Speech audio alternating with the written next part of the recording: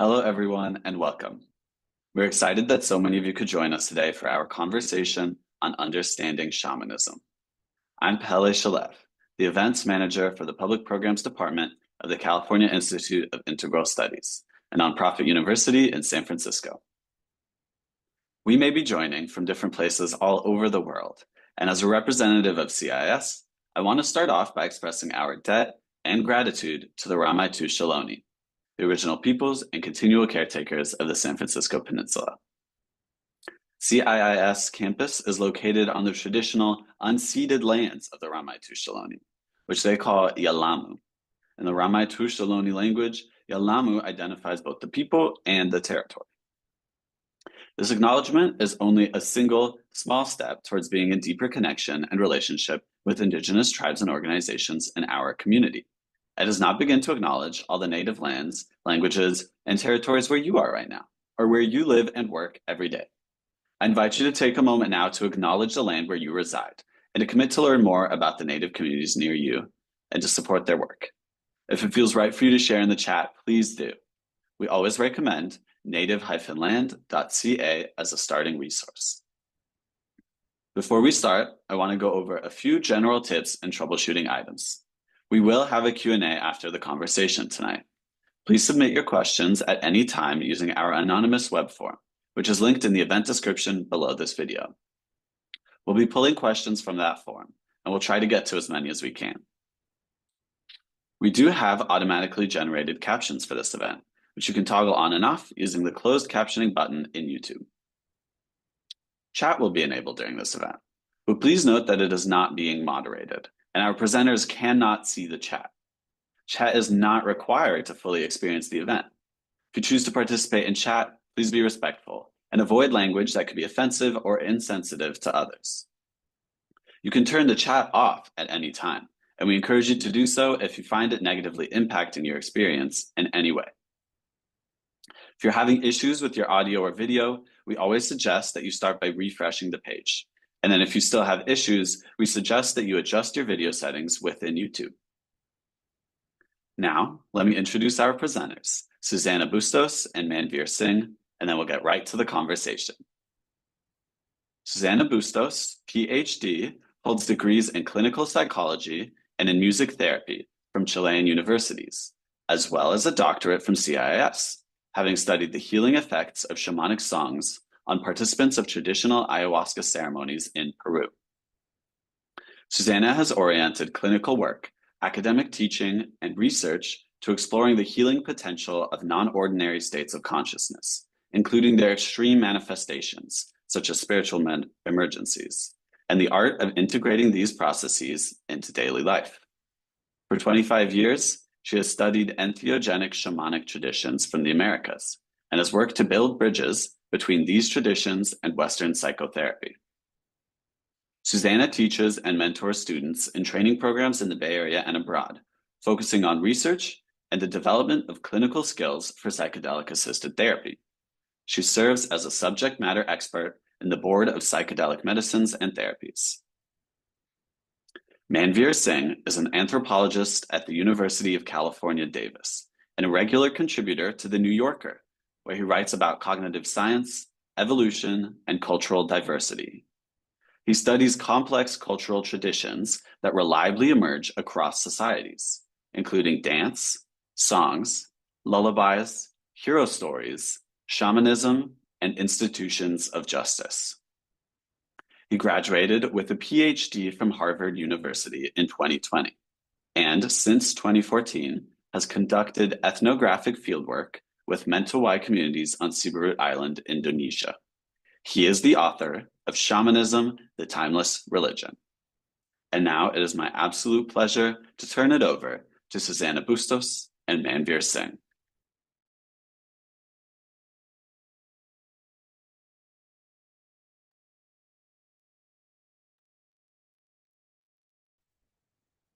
Hello. Hi, Susana. Hi, Manvir. I'm so glad to see you here. Thank you so much for accepting our invitation to be part of this panel, Yeah. Thank you this so much for having me. conversation. Thank you for the Of, invitation. of course, I am I was really excited when I heard that there was a new book on shamanism out there, and that you had brought something new to the field. And I must say that just in reading your book, I have been really like looking at some very different angle to address this topic that has been studied and researched. And then, of course, when we talk about shamanism, we also have misinterpreted and misused the word many, many times. So you just, my sense is that you give like a more secularized perspective to the study of shamanism. And I would like to start with this question, First, it's like, what was your intention in offering a new book on shamanism? Yeah. I think my main motivation is, I think there are a couple. I think one is that when we often talk about shamanism, or when shamanism is often talked about in some circles, I think it really has this imagery that is very, in many ways, othering or exoticizing. Shamanism is something about the far away, the Orient, the primitive. And while people aren't necessarily using those words, I do often think shamanism is thought about and talked about as something far away or something, yeah, deeply different from the familiar. And I think that is part of the appeal. It's like seen as a source of lost wisdom or kind of a repository of ancient knowledge, or also alternatively a kind of superstitious, what I call superstitious savagery to characterize this one view. And in my own explorations into shamanism, my own engagement with it, I have seen something much more universal and resonant and familiar. And I think a part of wanting to tell this story is that I think that shamanism really plays a deep role in diverse human societies of all sorts. I think it has emerged and that it speaks to something profound in humans. And if anything, I wanted to try to tell the story of shamanism's part of the human story, and of the ways in which it is, rather than exotic or archaic. Eliade, one of the most famous books on shamanism, describes it as an archaic technique of ecstasy. I think my book, or my goal, was instead to see it as something resonant and potentially universal or near universal. So what I see that you're trying to do there is just to found to look into the foundations, the psychological and sociological foundations of why shamanism. Why do we have shamanism, and why do we have shamans? And maybe like before going into that, why don't you give us your understanding of shamanism? Because you kind of like take some kind of key elements of definitions that have been previously given, and say this is the core of it. And Yeah. also, and maybe also talk about the shamanic states of consciousness, like your understanding of them, please. Yeah, so I define shamanism on the basis of three core features. So its practitioners are the practice of, one, entering non-ordinary states or altered states, sometimes described as trance or ecstasy or altered states of consciousness. Two, to engage with unseen realities, unseen agents, unseen realms. And then three, to use that engagement for healing, divination, or other essentially services. I can talk a little bit about how that relates to what other people have talked about, but to focus on this idea of shamanic states of consciousness. So some major writers on shamanism, two big ones being Michael Harner and Michael Winkelman, the Michaels, really emphasize what they see as cross-cultural similarities in these non-ordinary states that shamans are entering. So Michael Winkelman writes about the integrative state of consciousness. Michael Harner writes about the shamanic state of consciousness. And something that I have seen just in the literature, but also in my travels and my attempt at work, is much more diversity in the kinds of non-ordinary states that shamans enter and engage with. And so in fact, where I currently stand, I think that there is much less evidence for a kind of singular shamanic state of consciousness or a singular integrative state of consciousness. If you look at what happens cognitively, psychologically, when people engage in different practices, when you have sensory deprivation, when you have particular psychoactive substances, even when we compare different psychoactive substances, when there's meditation, when there's drumming and dancing, you have wildly diverse cognitive and psychological experiences. And so if anything, I want to question the idea of there being a singular or even a common shamanic state of consciousness, and instead think of this more as shamans being kind of the psychonauts of humanity and really exploring the limits and variation of mind states. Thank you. I was also very curious, because at that level, the level of like, okay, yes, Michael Harner, yes, Michael Winkelmann, both of them want to find universals, but you do too in your book. You try to find the universals in the psychology and the societies that would allow this activity, this profession to continue and to be like kind of like rebirthed over and over again over what 40,000 years, if we say that's that long, right? Like there are also questions about how long we have had shamanism. So yeah, you're also looking for universals. Where do your universals rest on? That's a question for me. For sure. So I think so much of the work on shamanism, or quite a bit of the work on shamanism, and especially in the 20th and 21st century, is inspired by the observation, the very striking observation, that in very diverse contexts, you have some very striking resonances. You have practitioners who use techniques like drumming and dancing and sometimes psychoactive substances to enter these different states, and in those states engage with these, maybe they go on soul journeys, maybe they're possessed, maybe they call spirits. The manifestation of that engagement with the unseen can be really varied.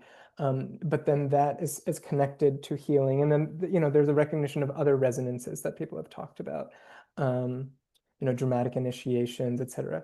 So I think like Harner, like Winkelmann, like Eliade, like many of the writers on shamanism, I start with this um, this real appreciation for these resonances, and there is an attempt to really trace out what they are.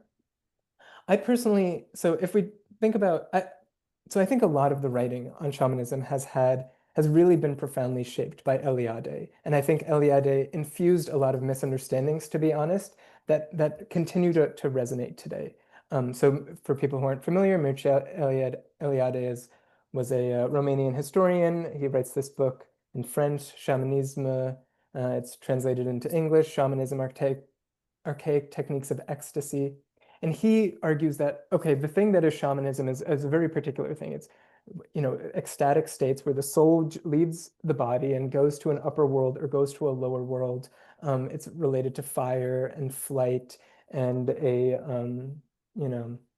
very specific cosmology. And then that you find really having implications in shaping the understanding of shamanism throughout the 20th century. So like Michael Harner then he does incredible research among the Shuar, documents in incredible richness their shamanic practices, but then writes The Way of the Shaman, which is essentially like repackaging Eliade's ideas for a popular audience. And so my own sense is that I think our discussion of shamanism is often really clouded by essentially Eliade's model that he was projecting onto the world. And so where I'm starting with kind of, you might say, a much more basic recognition. I'm not saying shamans everywhere go on soul journeys or shamans everywhere, go to the upper world and go to the lower world, or there's a particular cosmology, because I think cross-cultural projects have failed to really bear these out. And I'm instead starting with the recognition that across societies, there are specialists who enter non-ordinary states, engage with these unseen realities, and provide these services like healing and divination. So I do think there's a universal, or at least a very, very frequent or widespread practice or resonance, but you might say it's more simple or basic or kind of at a higher level than the more specific things that Eliade Harner and also Winkleman have argued in their particular notions of shamanism. So that's interesting, like to think that there is a newer definition of shamanism that you bring forth, right? That has again more kind of emphasis on how is it that this institution has survived and has been embraced. And I wonder if you would like share with us what's the main thesis of the book itself. And I know we're going to talk like beyond the thesis of the book. You know, I want to also know other things about you and your interest in this topic for sure. But that's like, you know, to start with. Yeah, so I would say the main thesis is that shamanism is not something that is confined to archaic or far off societies, that it is a hyper compelling package of practices and beliefs that humans reconstruct everywhere and reliably, that it probably characterized the oldest religions.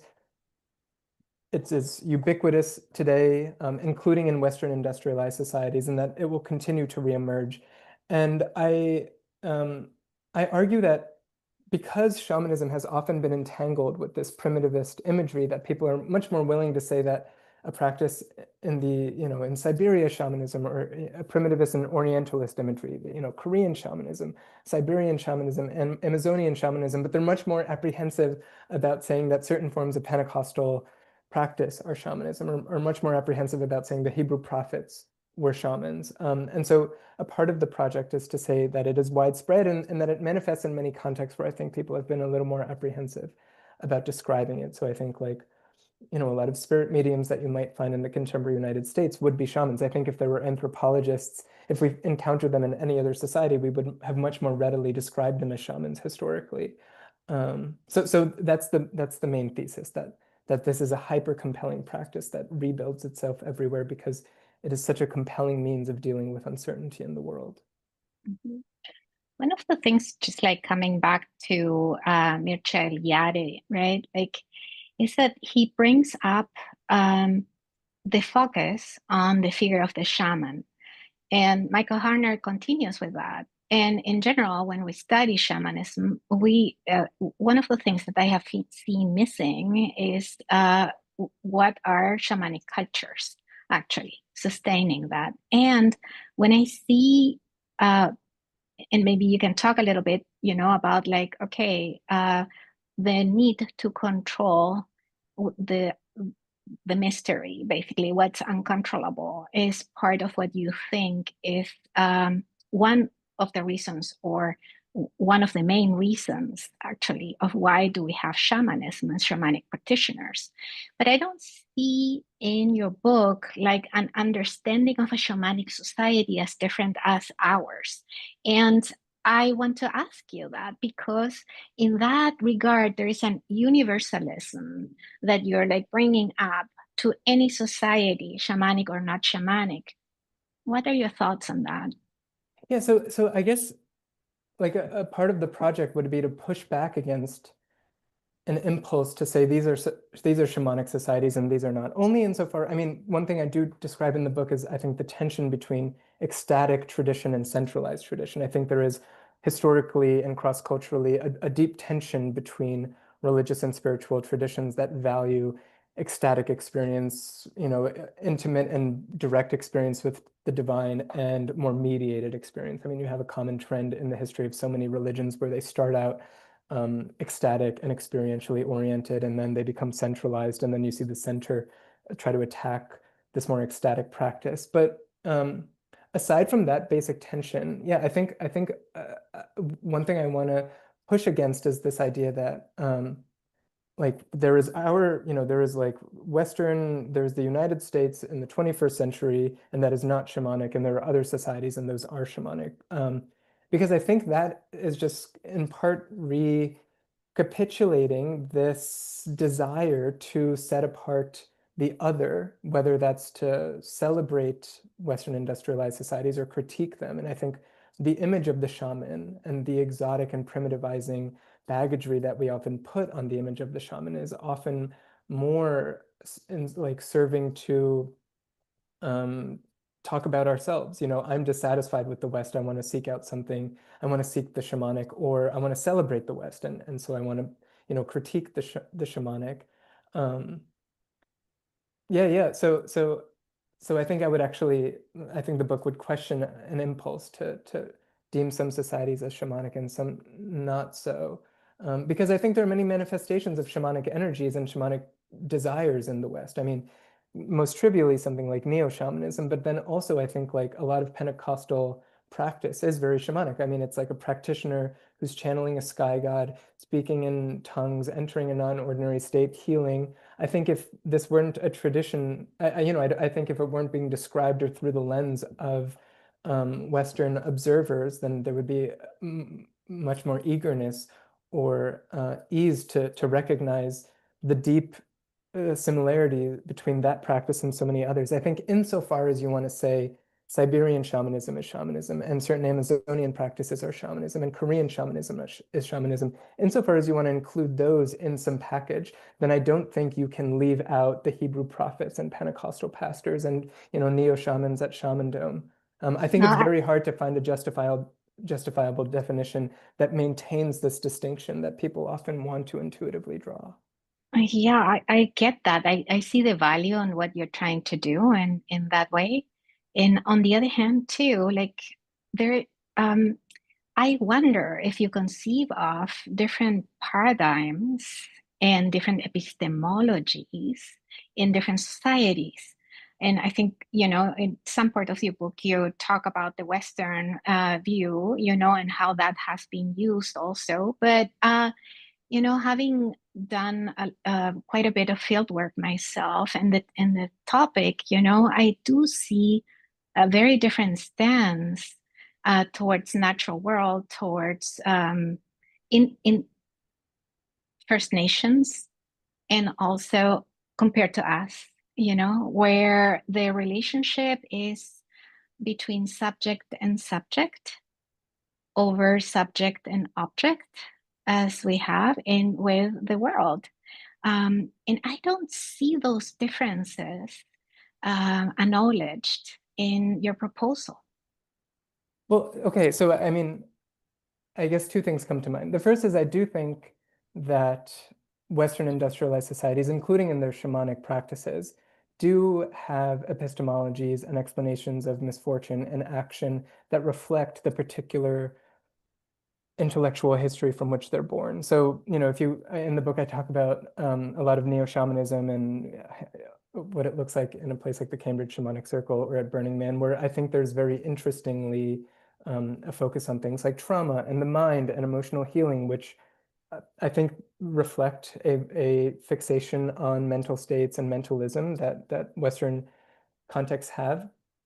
At the same time, however, I think the impulse that we sometimes have to say that the West's epistemology is X and the rest of the world or some large swath of humanity has this different epistemology, I think imposes like an unfair, like monolithic singularity on the diversity of understandings, on the diversity of epistemologies, relationships with the other, relationships with the supernatural, attempts at healing. And that's like partly one of the big points I want to make in the final chapter on psychedelics. I mean, this is just one example, but I think there can be this tendency, just to use one example, in the psychedelic space to tell this story that's like, well, around the world, people have used psychedelics in this particular way, and they have done so for thousands of years. And the West, has lost that, but is tapping into that, which I think is a total mischaracterization of human diversity and the incredibly diverse ways that people have used plants or engaged with hallucinogens or engaged with serotonergic psychedelics in particular, or entered altered states. I think when we tell stories that are like the West is X and a large swath of humanity is Y, it is reflecting both a kind of Western exceptionalism and like a massive simplification of, thousands of ethno-linguistic groups. Absolutely.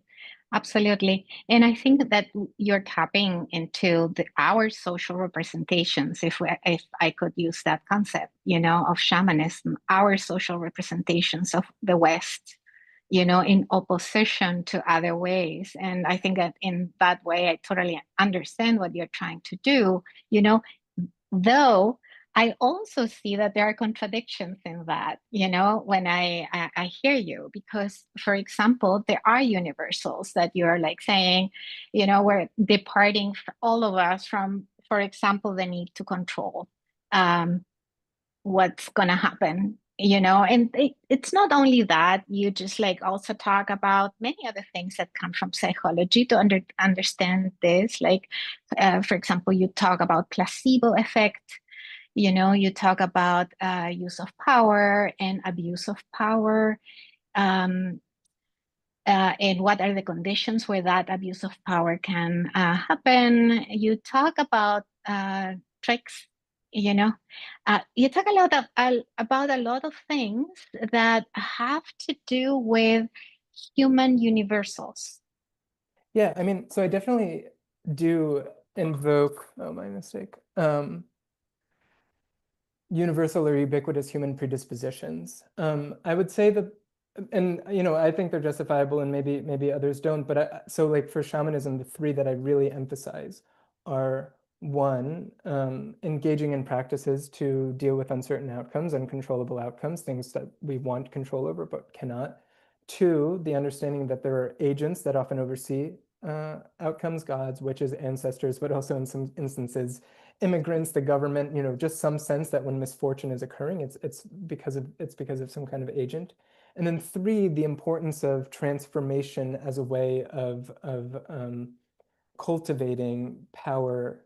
So these are the three big cognitive building blocks. And yeah, people might push back and they might say, well, I don't think these are universal. I don't think across societies people think that agents oversee, I don't think we have a predisposition to think that agents are engaged, control or manage uncertain outcomes. Or I don't think that people have a tendency to engage in practices to control uncertainty. And I would be very glad to, be corrected on those regards.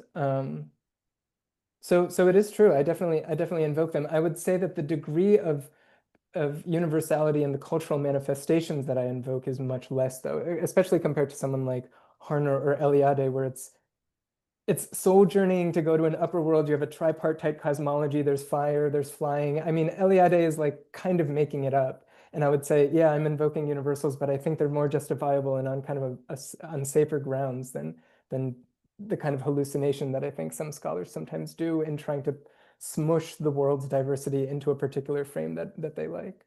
Yeah, I'm totally with you, in that way of like, even you mentioned something that I always say in classes, when I'm there, like, okay, there are as many shamanisms as shaman are, if we look into that.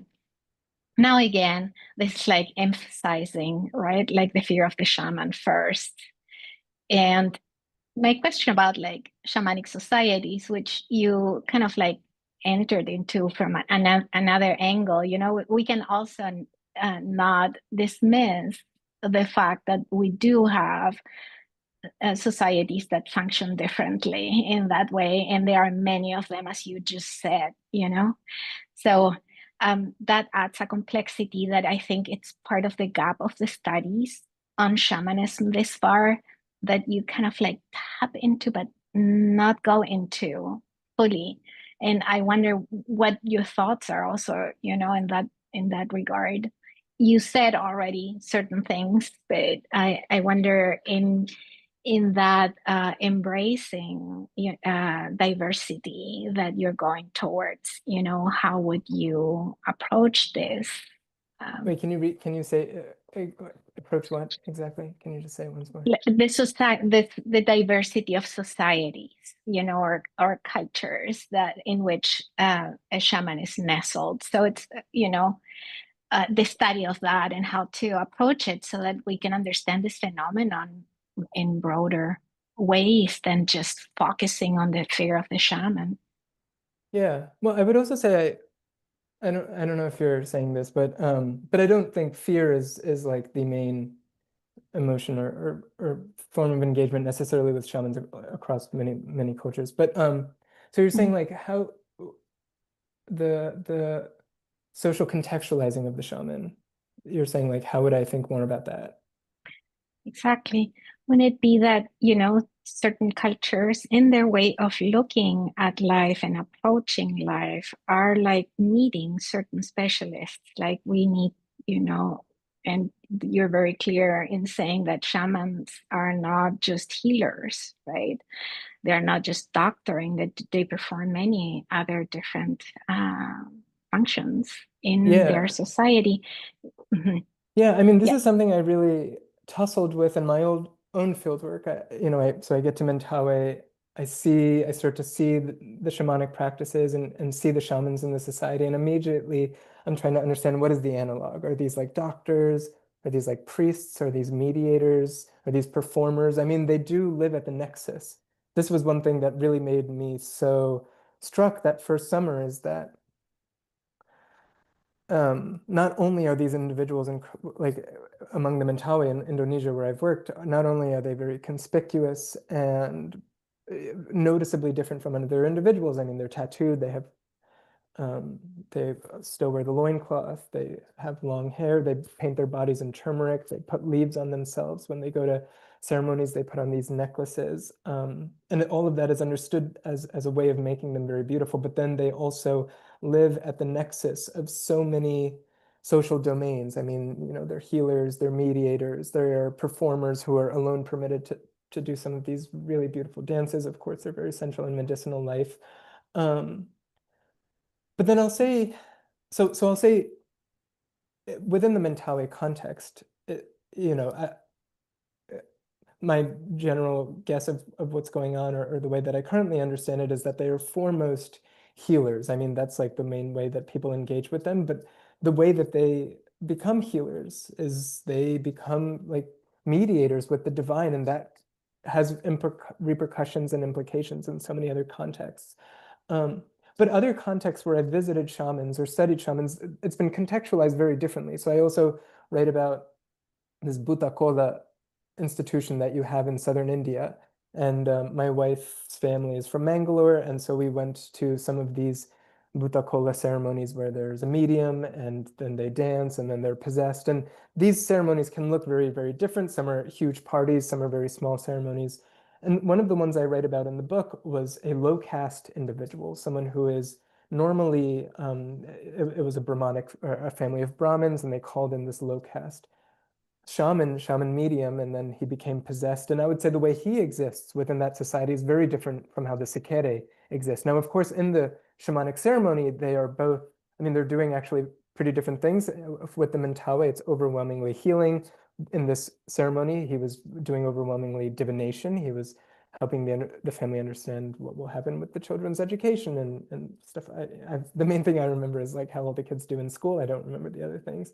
But then outside of the ceremony, and even what it looks like in the ceremony, I mean, in the ceremony, he becomes the vessel of a god. The Sikere are calling souls and spirits to the dance floor. But outside of the ceremony, they exist very differently in these societies.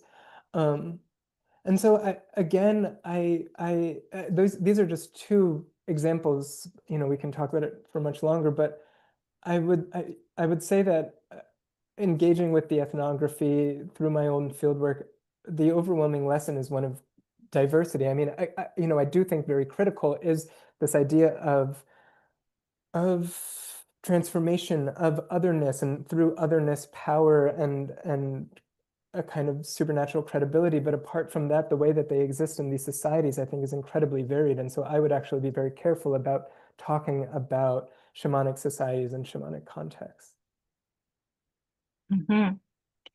That leads to this question that I had from the beginning, Manvir, which was, it looks like when you talk, and also in the book, as if you were like taking an outsider's perspective, as if you were observing, and from a Western perspective, shamanism. And you even say that kind of the equation of the spirits and the management of spirit is not part of how you're approaching shamanism, when there should be like a core issue within it, and you state that in your own definition, right? But there is a kind kind of an outsider's perspective. And I want to ask you, how would you define your positionality? Yeah, that's a As good a question. researcher. Yeah. Well, so I would say it has been very varied. Sometimes it is so like the anthropological position or anthropological method is often described as participant observation, where you are participant, but you always have that observer nature. And of course, different, field workers or anthropologists vary in the extent to which they are observers versus participants. But I would say it's really changed and moved in a lot of ways throughout the last decade. So since I started going to the Mentawe, with the Mentawe, it's very much like an anthropologist. Interviews, I attend the ceremonies, and in the book I even talk about like during these ceremonies, I end the book on this. I feel this I feel this invitation sometimes, like as everyone around is entering trance, I feel this invitation to enter trance. I feel like, I described it as almost like there's an invitation to jump into a pool of water. And I stopped myself for a number of reasons. But in different contexts, I've tried to or allowed myself to engage to different degrees. So I went to a Neo Shamanic circle during grad school. I, with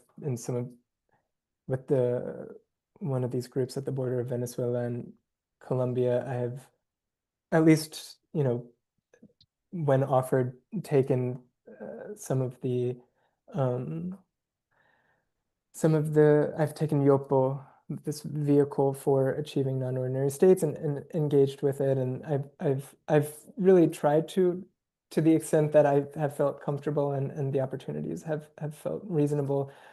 Also, experience these states to some degree. And something that I write about in the book, I don't know the extent to which it's so big, is I think the entire project of actually studying shamanism has made me think about the importance of belief, at least for participation in the ceremony. And I guess it's that some of these ceremonies I am incredibly affected. And I talk about some examples. And I think in those moments, if you ask me, Manvir, do you believe? I would, I'm kind of a natural, like empiricist skeptic, but also, who knows anything about reality? Like ultimately, I really don't want to make claims about anything that's going on, but I think it's very hard to know. But insofar as I think that we can test, I kind of trust the testing, to a small degree. But if you ask me in some of these ceremonies and you zoomed in, Manvir, do you believe in everything that's being metaphysically invoked? I would potentially have said no, but I also in some of those moments felt like that was orthogonal and like it was the experience that was really, really kind of very important. And I think more generally, like, I have this complicated relationship between Western exceptionalism, where I think it's very valuable to understand the biases and worldviews that we come in with from a particular intellectual tradition. And at the same time, I want to beware of tendencies to draw too stark distinctions. But one thing that I do think the West does a lot, or the Western intellectual tradition does a lot, is it really focuses on belief and faith. Do you believe or do you not believe? And it thinks of belief as the driver of many things. You engage in rituals to the extent that you believe in them. You are healed by rituals to the extent that you believe in them. And working on the book made me start to think that in many cases, I think belief is less important than maybe I had given it credit. Does that answer your question? In what way? That I think belief is less important for, do rituals impact you? Do ceremonies shape you? Do you participate in them? Do you engage in rituals? Mhm.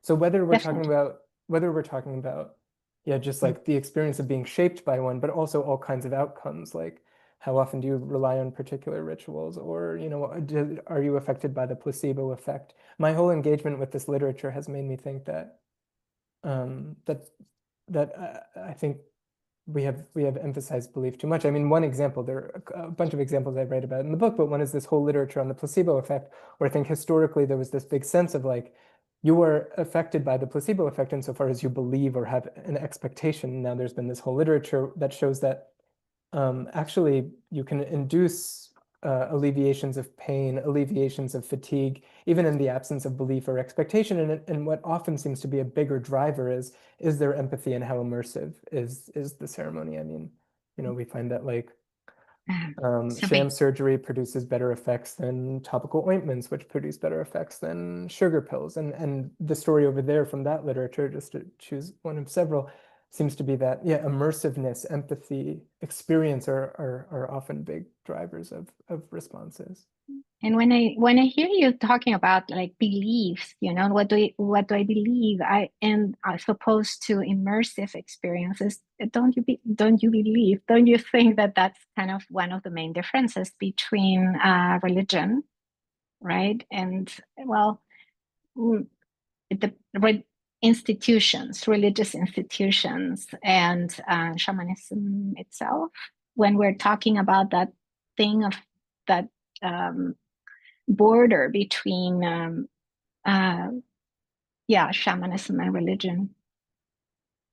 I don't know. So, I'm not an expert on Judaism, but the researcher who has done a lot of work on placebo, Ted Kapchuk, actually thinks this is a difference that you find very profoundly just between Christianity and Judaism, where Judaism is like you engage in the ritual and like I think it's like praxis more than, I forget the word for belief, and Christianity is something much more centered around faith.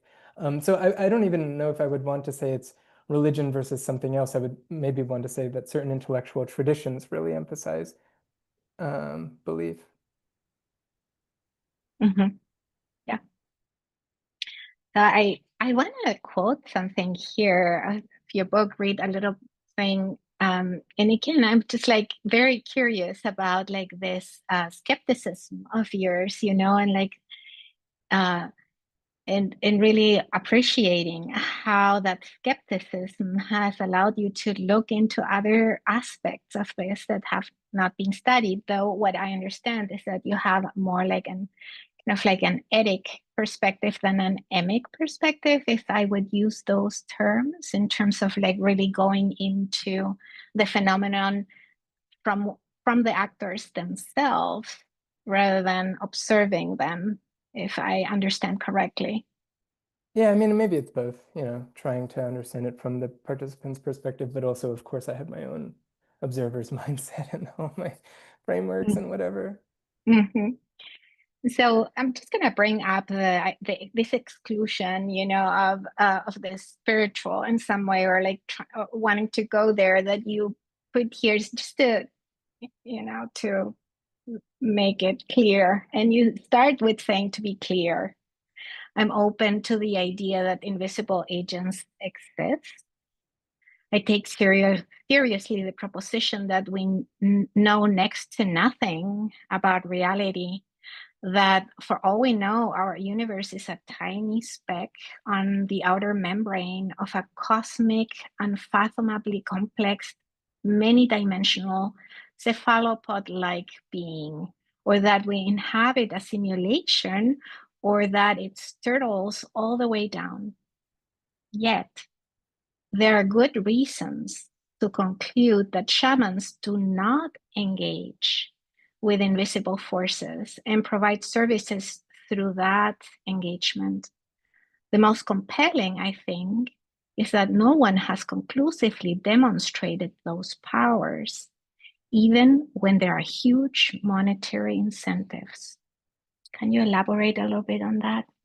Yeah, so then the ensuing section after that is about the many attempts that have been made over the 20th century for individuals to demonstrate these kinds of abilities and powers. So I talk about Abraham Kavor's competition or many-year evaluation in India. I talk about The Amazing Randy. I talk about Scientific American. All of these being circumstances where individuals were invited to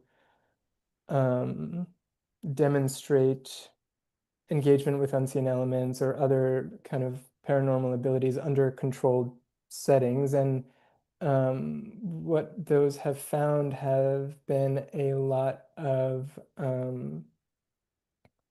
fraudery and charlatanism. Not that I think, I don't think that those are necessarily well, I think the nature of charlatanism is very complicated. But the point is just that, there currently, I think there are up to $1 million that you can reap by demonstrating these kinds of abilities. And if someone, you could go engage in that, you can get those $1 million and you can give that to, starving children in a Bangladeshi village or, whatever. You could go to Indonesia and buy deworming whatever for 1 million people and deworm them for a year. I think there are profound things that someone could do by winning these competitions and demonstrating these abilities, and yet they haven't. And so on that basis, that just makes me more skeptical.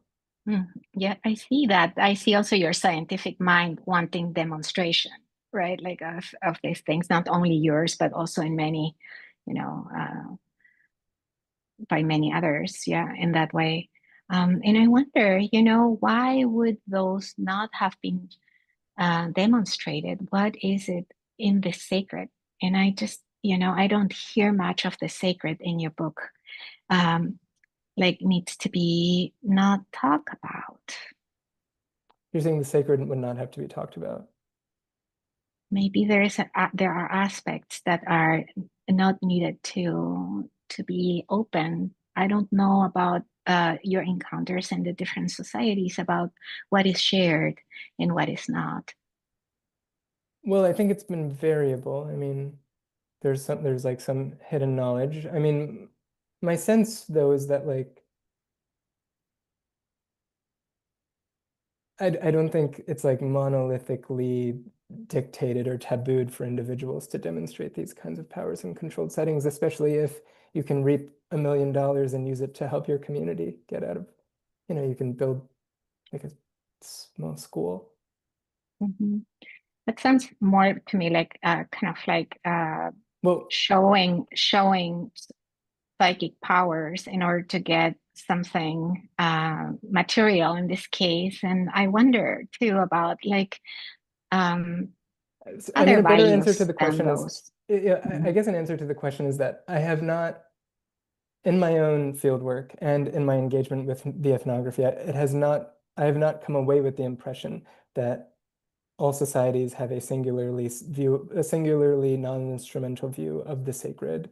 After all, I mean, in many societies, shamans sell their services to other individuals for money. I mean, there are a lot of shamanic practice is, I mean, you come to me, I address some of your illness, and then I am paid either through explicit monetary incentives. Sometimes it's very different. I mean, in Mentawai, there's also sharing. You kill an animal and then we feast together. But there are many contexts in which it is a monetized service, and there is explicitly a market, and there's an evaluation of different individuals, and they're evaluated on their abilities. And so, again, I don't think there's like a monolithically tabooed nature of these kinds of practices that would preclude them from engaging in these kinds of settings. That sounded like very much like a business exchange, the way that you just said it. It would bring concepts like reciprocity, that are being used nowadays as well, right? For The sure, but I concept. mean, Korean shamanism, there are 200,000 Korean shamans.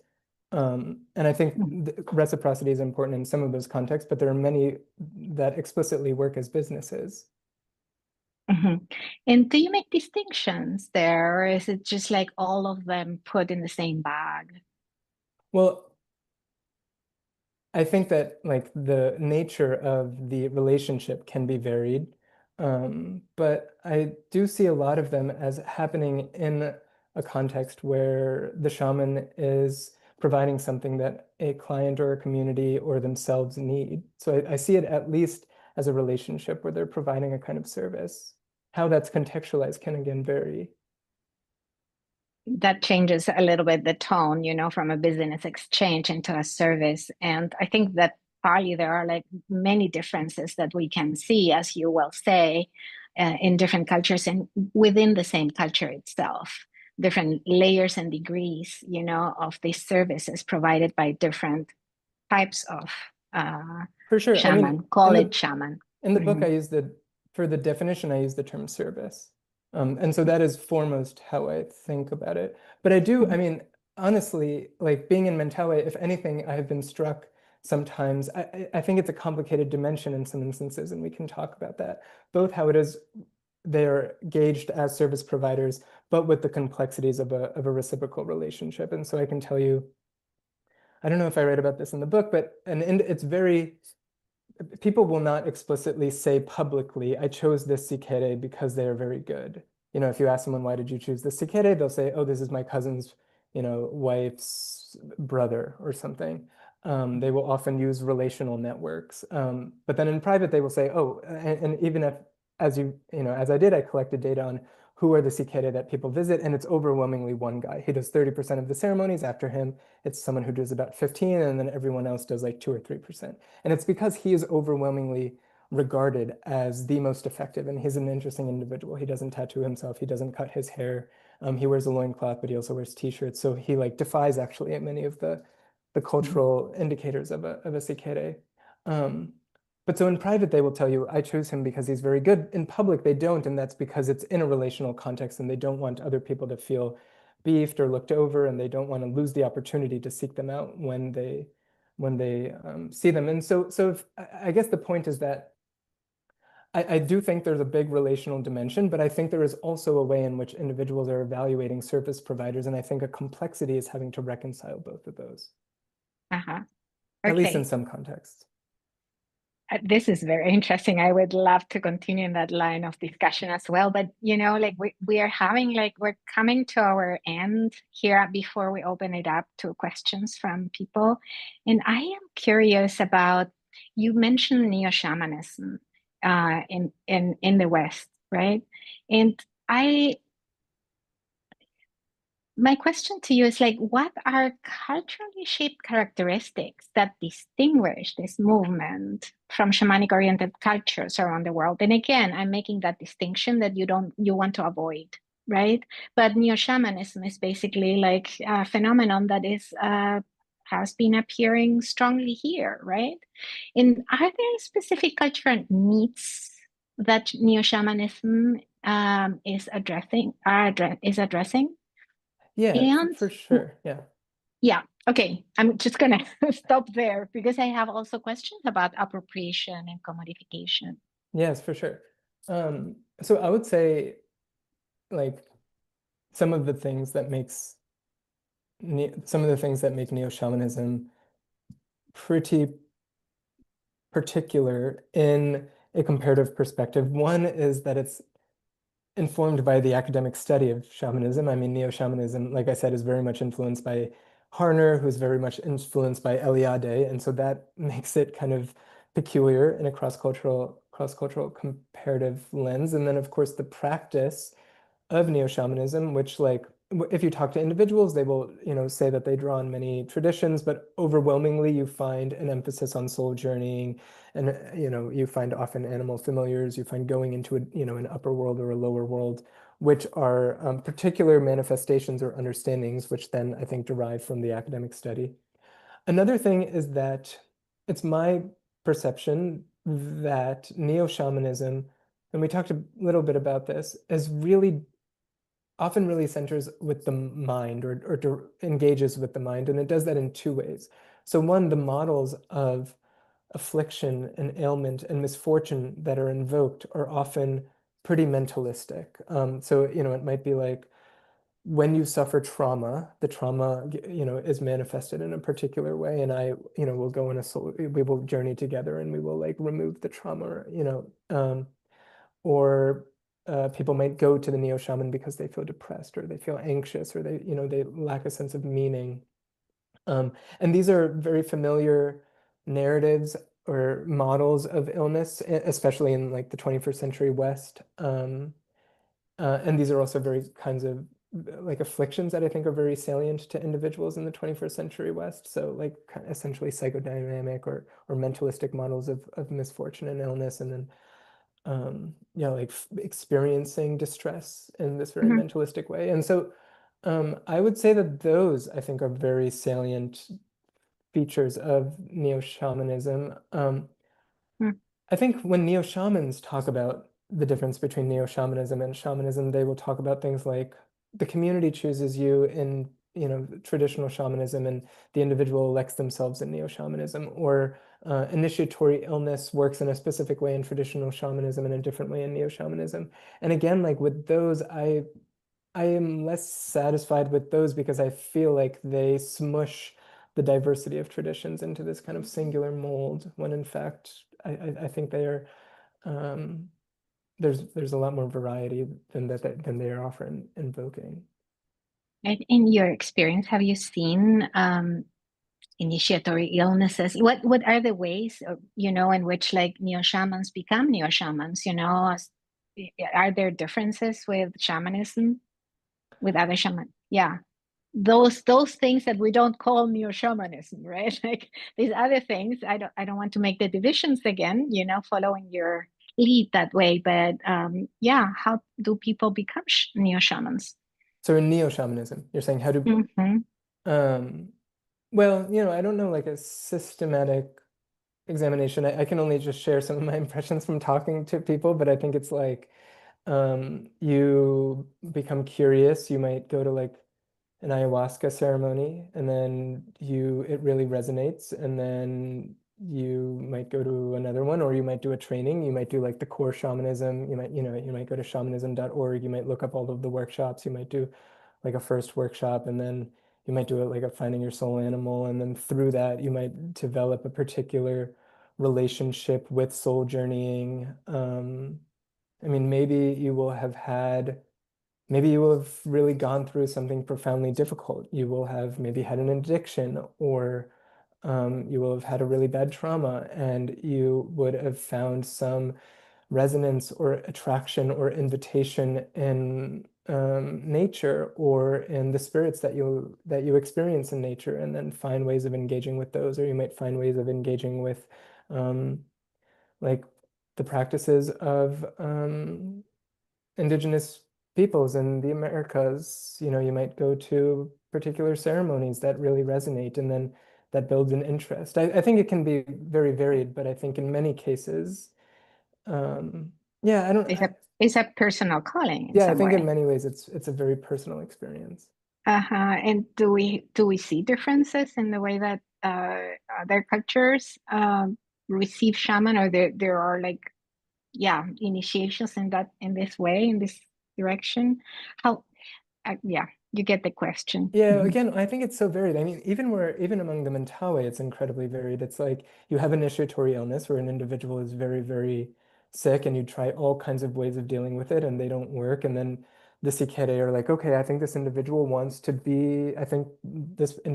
spirit wants to be a Mhm. Sikere, and so we will try to initiate them. Or you can have the child of a Sikere who like is often possessed. And there's some sense like, okay, the spirits are moving to this individual. Or you can have an individual who has just been very good at amassing pigs, and then they decide, I want to be a sikere. They find a teacher, and they, pay the teacher with a very particular amount of payment, and then they hold a number of ceremonies.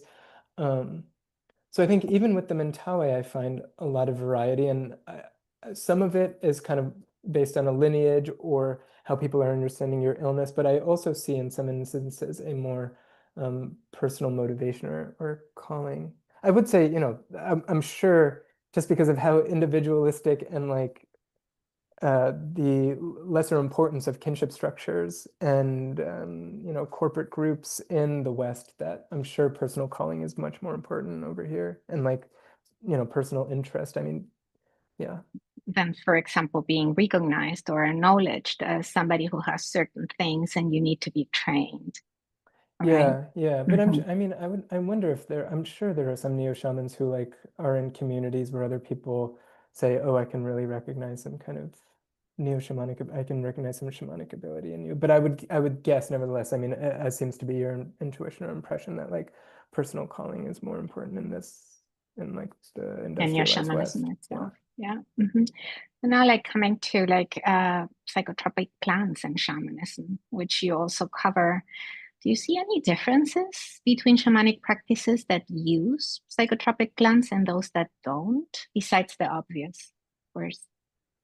Yeah, I mean, one thing that I really had an appreciation for in the little work that I've done in Colombia with some of these groups that use yopo is the strong mystical tradition in those contexts, both among shamans, but also among non-shamans. So like I've been visiting the Piaroa, who are on the border of Venezuela and Colombia. And over there, I have been really struck by, yeah, I mean, they have this tradition where there are apprenticeships between individuals who want to cultivate wisdom um, and these shamans, and there is a very, very strong mystical practice and mystical understanding and mystical relationship with nature, and that I was really struck by. I mean, I haven't done like a more comparative project. It's just anecdotal and impressionistic, but I wonder if like essentially having these kinds of states being both so profound and somewhat accessible allows for a stronger mysticism or mystical tradition. I just wonder, you know. Mhm. Okay, so here, we could say also that in these cultures it's more egalitarian, the access to the altered state, right? In that way, because the substance is shared. That doesn't mean necessarily, right, that the shamanic trance that the shaman has, if we call him shaman, they have different names in the different cultures, is the same as the clients and the participants. For sure, for sure. I mean, And yeah, no, sorry, I cut you off. yeah, and I think that that's also part of like what is not being studied that needs to be looked into, right? Yeah. If yeah, if there's openness, of course, to study those ones that have the chance. Yeah. And something I wrote about in the book, which I was also very much, I kind of experienced firsthand, is just how much these shamans and their like term apprentices have really cultivated the ability to engage with these plants in a really profound way. So like I talk about when I took Yopo and they gave us instructions and contextualized it, and I was on the floor vomiting on myself, and I had nasal discharge all over my face. And the shaman's apprentice also took Yopo with us, and for the entire half an hour was just still, utterly still, sitting there. And it was really, really striking. There's a clear cultivation of the ability to understand and manage these very powerful states that I found really impressive. Mm-hmm. So we're getting to that place where we're going to start with questions from our audience. And I have a last question for you. I know that the people that are listening to this are very interested in shamanism, maybe personally, maybe like they are like in offering services of the sort, maybe they are a client, you know. And is there anything you could suggest to our audience that could be helpful to them as clients or studious people in the field? Is there How anything do that's they helpful? approach? Yeah, that could be helpful in terms of like their understanding of this, their way of approaching the practices. Like after everything that you have studied, and seeing also that not only our audience, but also there is a whole group of people going to South America, for example, right? And Oh yeah, studying there, having experiences there, or I don't know, going to Gabon, going to the Huichol people, right? Like, yeah. what would be like a good word for these people from your perspective? Okay, yeah, I have so many, I mean, I have a lot of thoughts in particular about people who go and visit particular communities. I mean, so okay, so there are a lot of thoughts, but one thing is that, and I talk about this a bunch in that chapter on psychedelics, is that, and I'm sure everyone is very well aware of this, but that a lot of these societies have built kind of dual discourses about these medicines or these experiences, or there are dual streams of worlds where, I mean, so I read about the experience of this person, Bernd Brabeck de Mori, who's some of viewers might know about. He was an Austrian musicologist. He went to live with the Shipibo and study their music, and ended up living with them, married a Shipibo woman, and discovered, he uses this word, this dual discourse around ayahuasca, where anthropologists are a kind of tourist, and anthropologists and tourists are shown one world and told one thing. And then among the Shipibo themselves, they have a very different understanding and a very different narrative. And so, and that, I mean, he didn't write it, he's written about this elsewhere, but I mean, there are many differences between these worlds and these discourses, but one of them is the extent to which the experience, the practitioner, and the plant are whitewashed, where ayahuasca is treated as singularly positive, that the experience is branded and presented as singularly good, that the shaman is presented as like singularly helpful, when in fact these powerful substances and the practitioners working with them work in much more morally complicated worlds that involve sorcery, protection against it, that involve darkness just as much as they involve light and healing. So that is, I mean, one thing that comes to mind, that like a lot of the narratives that are spread around more popularly, including in the kinds of spaces that often are geared to Westerners, present a very particular manicured vision of them. I'm sure many of your viewers are super thoughtful of that, but I think that's something to more generally be thoughtful of. I mean, people even write about how some of these places that really gear to outsiders actively keep out local healers or shamans, because they have a worldview that is often very much in conflict with what tourists want, or what makes the ceremony most appealing to them. So that's one thing. Yeah, that's really, yeah, thank you for that. I think that also what Bern Brabeck de Mori, like brings up is the question about what is even shared with us as researchers. Sure. It's not just like anybody. It's like also what does the researcher want to hear, right? Definitely. I mean, I love his line that anthropologists are thought of as a category of tourists. I think it's like, yeah, an important, I mean, I included in the book partly because, I mean, the book is written by an anthropologist, and I think, of course, everything I say, it comes back to your question about positionality, but it's all through the lens of an important first mediated relationship. yeah. So here, but that also being an approach, right? Anyway, I'm just gonna read some of these questions that are very interesting coming from the public. This is one. How do you approach the idea of white cloak shamanism in mind altering in the Western medical establishment? Oh, yeah.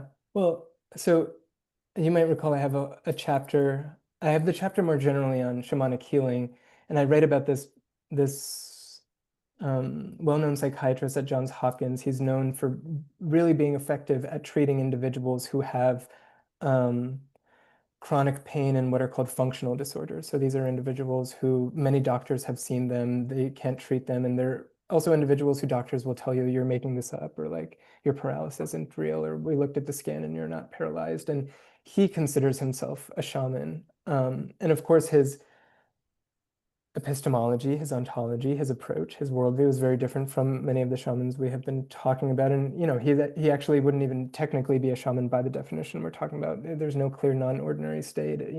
He's not necessarily engaging with an unseen reality, but he really understands this performance of otherness and cultivating a presence to be very important. And so he described, and he showed me a video. So I guess there are two things. One, he really sees as very important co-creating a narrative with the patient that really resonates with the patient. So he talks about one individual, she came to him, and she could not eat anything, swallow anything, and she also couldn't walk. And doctors were like, you can swallow, you can eat, your gut is fine. And said he looked through her medical history and found that there was something that had happened many years ago, and was like, yes, no, you did suffer.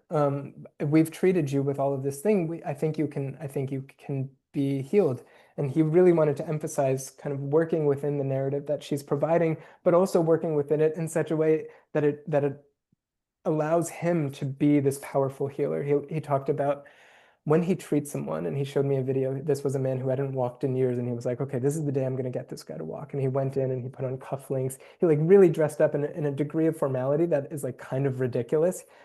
He wore like a vest on top of his or under his jacket, um, and he told the individual, like, you're going to walk today. And the individual said, so many doctors have tried. And he said, I am the Eugene Meyer Professor of Psychiatry and Medicine at Johns Hopkins. I am going to make you walk today. And then he shows me the video and he pulls up the guy. And so his major thing is like cultivating a sense of power, presence, and partly doing that through otherness, partly doing that through these badges and signals that create a sense that he is essentially a special being. Absolutely. You can see also descriptions in Torres' book on witchcraft and psychiatrists For in the sure. 80s, and yeah, it's used also. Milton Erickson, there are like many therapists, right, that have been using over the decades, like some of this. Would we call them tricks?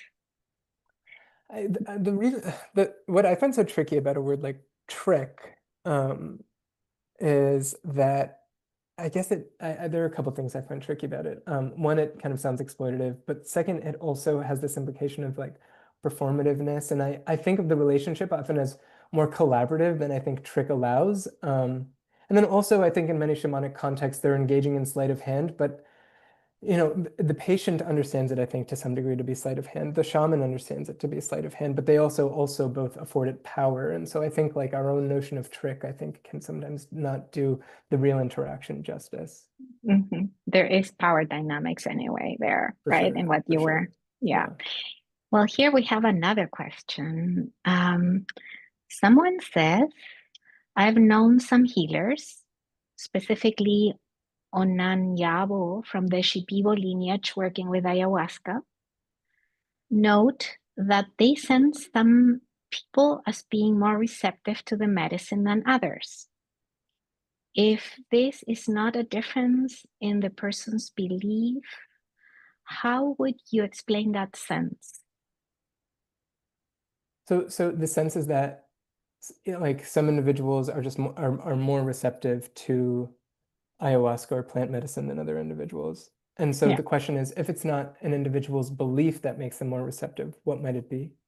Mm-hmm. Mm-hmm. Oh, I really don't know. I mean, I imagine there's some maybe like capacities for absorption. I mean, I can just like kind of spitball and make things up. Maybe it's something neurochemically. I mean, without sharing too much, I think I am the kind of person who sometimes has experiences that are much more intense than other people around me when on these kinds of plant medicines or substances or compounds, depending on the context. So I'm not sure, but I think there are many inter-individual differences that might contribute to different receptivity, different experiences. I mean, even, the extent to which you're willing to engage in the ritual and accept it and not.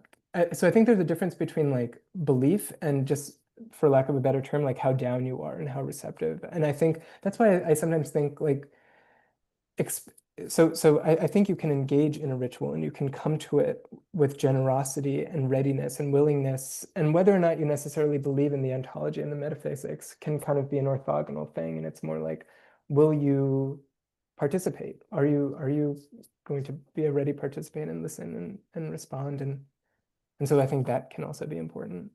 Mm-hmm. Mm-hmm.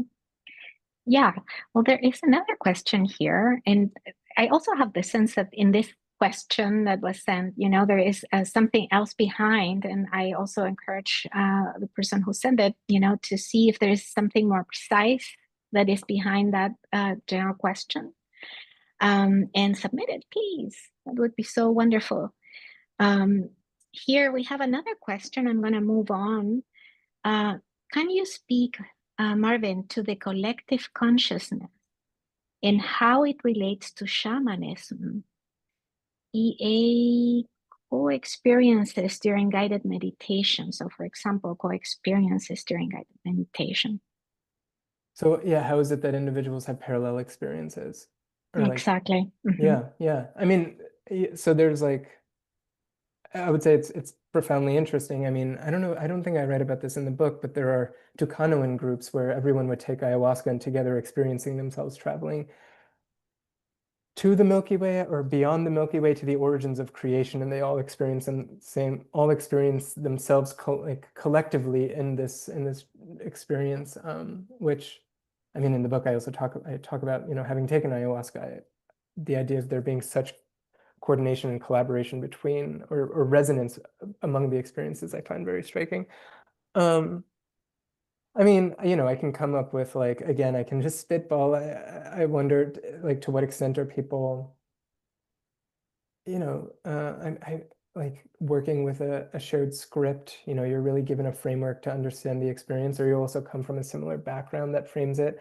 I mean, it can also be that similar environmental triggers can evoke similar experiences potentially. And then there would also be non-materialist explanations, individuals tapping into something shared or common. But in terms of materialist explanations, I think I can only speculate. And I guess also in terms of non-materialist explanations, I can only speculate. Yeah, I just wondered too, like from the perspective of Carl Gustav Jung, right? Like we have this concept of collective Yeah, unconsciousness, play is and deeply collaborative and collectively experienced. yeah, and then we have all this imagery, that is in all these Oh, from symbols Young. around the Yes, world. Young. Sorry, I thought you meant Young as in earlier in life. Yeah. When it's Oh, yeah. Yeah. Well, I would say Carl Gustav Jung in yes, German. right. Right, that's easier. But yeah, we have all these symbols that are and this For sure. yeah, synchronicities. And I think that that question was going in that In that direction. And direction. Okay. Kind of mhm, like Jungian resonances or symbols that are commonly experienced, etc. yeah, which is also something that you don't take that line of psychology, that orientation in psychology in your book. My Is next that book so? is a lot about that. It's Okay. very much about it's actually more about mythological resonances and um but over there again it's a very I consider myself a cognitive anthropologist, and so I very much start with the mind, which is maybe a mistake. I mean, I even recognize in the book that I'm saying that Westerners are obsessed with the mind, and I myself am pretty obsessed with the mind as an I explanatory can see framework. And so I'm sometimes am I being trapped? But um, Okay, but you're really going deep into in that direction, and it has its value. It's wonderful. So here we have another question. What ethical considerations arise when individuals or communities petition for miracles or offer prayers on behalf of others, particularly when the recipient may not have consented or holds different spiritual beliefs? oh, interesting. I mean, Hmm. I would say I'm very much I'm pretty morally relativist. So my main thing would be what is regarded as ethically or morally good or okay in that cultural context. And so if it's, I think we are as 21st century Westerners, I mean, who, in my case, I live in California, and I think I know you do, and I would guess many of these people do. I would think that would be judged mostly on the basis of the ethical script that we live by, and that is one that really focuses on harm and consent. And so I mean, just if I'm spitballing, I would imagine that it's probably something where it's probably good to get consent, but it's also insofar as you cannot get consent, something constrains you. If you're not harming, if you're helping, I think that's probably would also be regarded as good. But again, yeah, we are in a context where people really prioritize consent. So I would imagine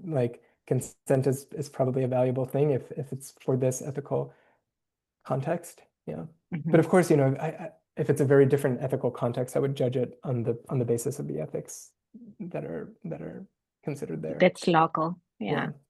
Yeah. Yeah.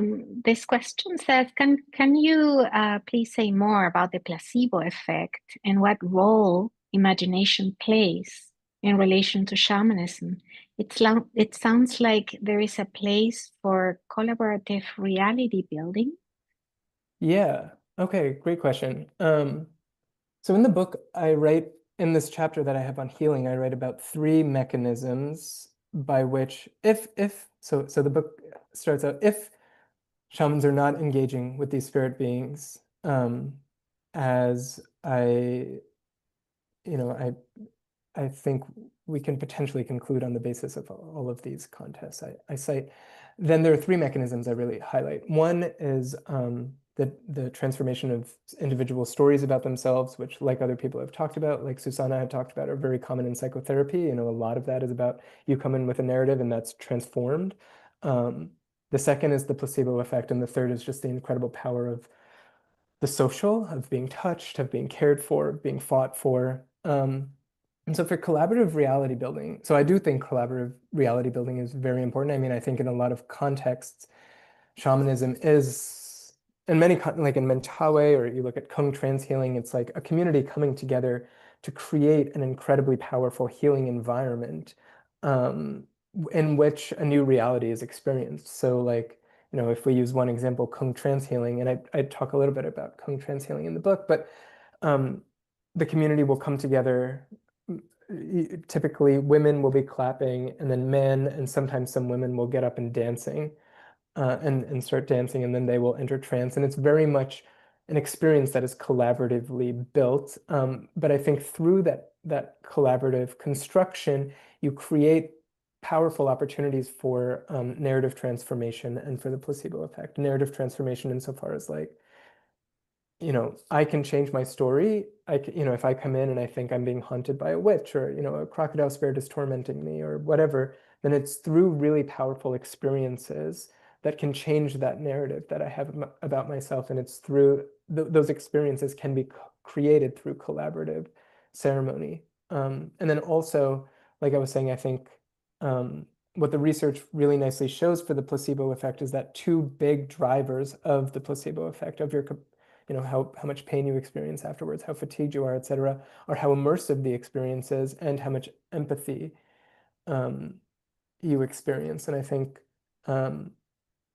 both of these are also produced in these collaborative ceremonial contexts. And so, yeah, for Corey, I think Corey's question is a good one, and I think that's actually often what's going on, that through collaborative reality building, the placebo effect and other mechanisms of healing are being leveraged. Also in action here. Yeah, for sure. So here there's another question. If a participant is interested in exploring this topic further, how might they reach out for guidance and mentorship?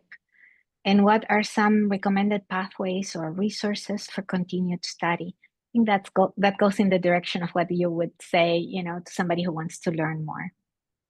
Yeah, well, so I mean, buy my book. But of course, aside from that, well, I think it really depends on, I mean, there is such a world here. I think CIIS is like a great place, of course, for learning about healing and the many modalities of healing, and the many models and traditions that draws on.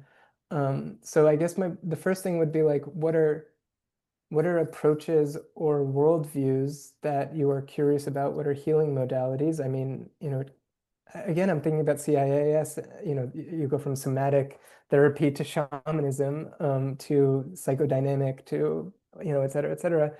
I guess my first thought would be like, this is a great place for finding guidance or mentorship, but otherwise I would just like find people whose work resonates with you, whether that's things that they've written or ways that they work with clients, and just reach out to them and ask, where did they come from? What was their path? Would they be willing to mentor or guide you, or do they have resources? And again, in terms of recommended pathways or resources, that really, I think, depends on the kind of tradition you're interested in. If it's like shamanism more generally, I mean, so I think like often when people are trying to study shamanism, they turn to these texts that are very popular in the West, things like Michael Harner or Mircea Eliade. And I, if anything, would really just engage with the really rich ethnographic material, like real attempts by either observers or participants to describe the traditions they exist in. There are some really incredible books on I think Kung Transhealing is an incredible institution, Kalahari Kung Transhealing. And there are some really incredible books just on this institution, on the experiences of the healers, on the different personalities of the healers, on how they experience themselves, how they draw themselves, how they understand their states. And so, yeah, I would really emphasize like those kinds of materials. Maybe, of course, I think my book is awesome, but aside from my book, and I think like if you want to know about shamanism, knowing the Western scholarship is useful, but also really engaging with the incredible documentation both by participants and observers of those traditions in their lived reality, I think is really a good way to go. And here we have a final question that I have seen in other interviews. This is a very personal one. It says, "What is currently bringing you joy?" Oh, my daughter, my 16 and a half month, almost 17-month-old daughter is bringing me so much joy constantly. It's amazing. And really, I mean, I'm sure many people have this experience, but like consistently, I'm like, wow, the most profound experiences are often the ones that are the most universal, you know, falling in love, having a baby. Yeah.